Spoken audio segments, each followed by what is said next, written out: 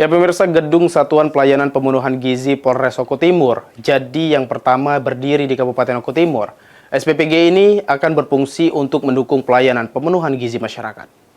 Pak AKBP Adik Listiono, SIKMH. Yang kami hormati Bapak Wakapolres.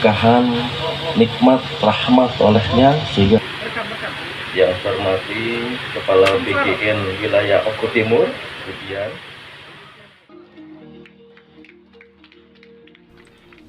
SPPG Polres Oku Timur dibangun sebagai bentuk dukungan terhadap program nasional Makan Bergizi Gratis atau MBG. Fasilitas ini diproyeksikan melayani kebutuhan gizi anak-anak sekolah serta ibu hamil di wilayah Kecamatan Bunga Mayang, sekaligus menjadi langkah konkret dalam upaya pencegahan stunting dan kekurangan gizi.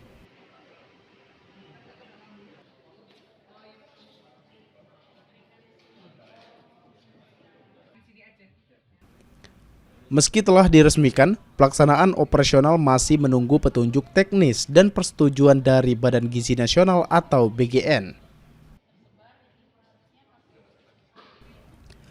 Seluruh mekanisme distribusi, standar pelayanan, hingga sistem pelaporan akan mengikuti ketentuan yang ditetapkan BGN agar program berjalan sesuai regulasi.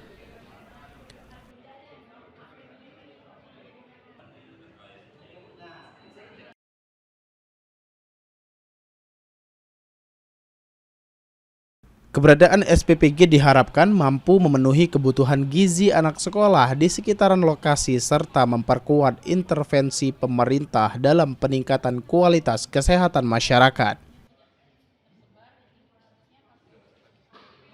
depannya dengan SPPG ini kita bisa memenuhi gizi daripada anak-anak kita, anak-anak sekolah khususnya yang ada di seputaran SPPG Polres Oku Timur, khususnya di Kecamatan Bunga Mayang.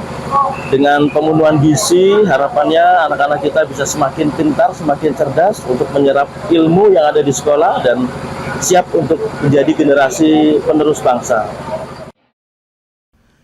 Francisco Arikarwana, PAL TV.